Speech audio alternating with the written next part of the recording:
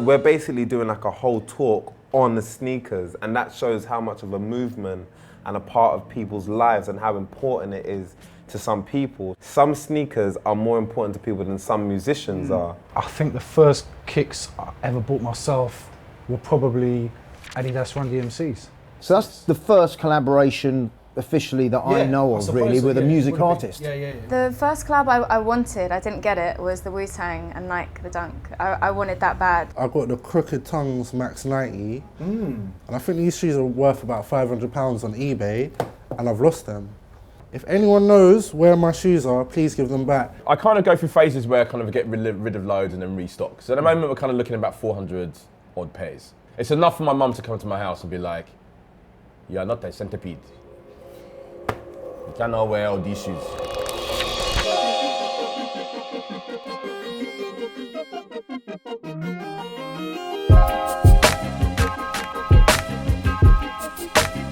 This has got everything. This is not just filling in the gaps of history and stuff that you might not know or I might not know. Also shows you kicks that you totally forgot about, kicks I've never seen before in my life. Any kicks you want? Half the book. I think it really just cements all of the interesting things and moments in time over, you know, the past kind of decade, really. I love it. I think it's really accessible because, like, to be really honest with you, you don't really want to read too much in a book like this. We wanted to put everything in there, didn't we? Like, every fact that we knew about it or could find about it, we wanted to show every aspect of it. And also, it's really educational. This was released via Dave's Quality Meets. Like, I wouldn't know that, but you probably do. So it's like, that's why I think it's educational. You basically sit there and you ponder and you look and you go back and you flick and you go back, and it's, I guess that's a testament to a great book and great design. For me, when you get a book, it's about paper quality. It's about how it feels, you know, when you're holding it. It's about how it's going to look when it's on the shelf with the other books. This is a good book. It's great to be able to look at all these collaborations and find them in one place. I think the best collaborations are both the brand and the individual putting their things to the table, and I think that's completely important to keep everything fresh and interesting. If you do a collaboration, you have to think about artists, you have to think about clothing designers, you have to think about, you know, even the head of the company himself being like, all right, cool, I'm gonna put my name in. I think these are all the little things that you do that add value and kind of justify why you should go in and get a trainer like that, because the chances it may never ever come back.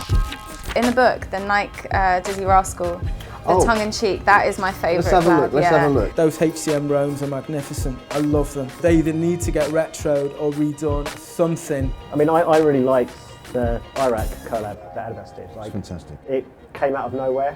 It was done properly. It was so different to what had been done before. I think the Yeezy, like, who we kidding, is one of my favourite shoes as well. It's a beautiful shoe. It's a beautiful shoe. I would probably do the low top blazer just to stay with my roots. I'd like to see Dr. Dre do some kicks. That would be ill. I've no idea what they'd look like. I've no idea what his brain would then produce, but it'd be something good.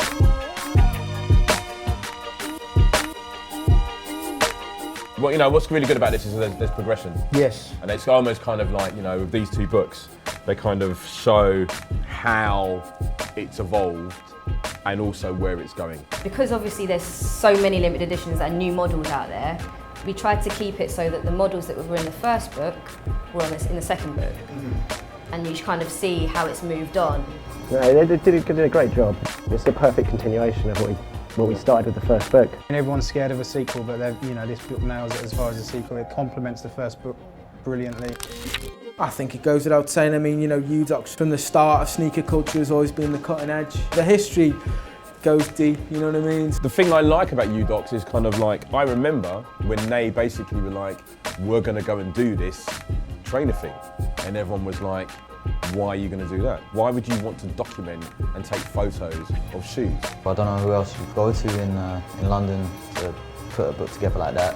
They are the only people who I think can pull off something like this. I have to say this is one of the best trainer books that I have actually ever seen. Wow.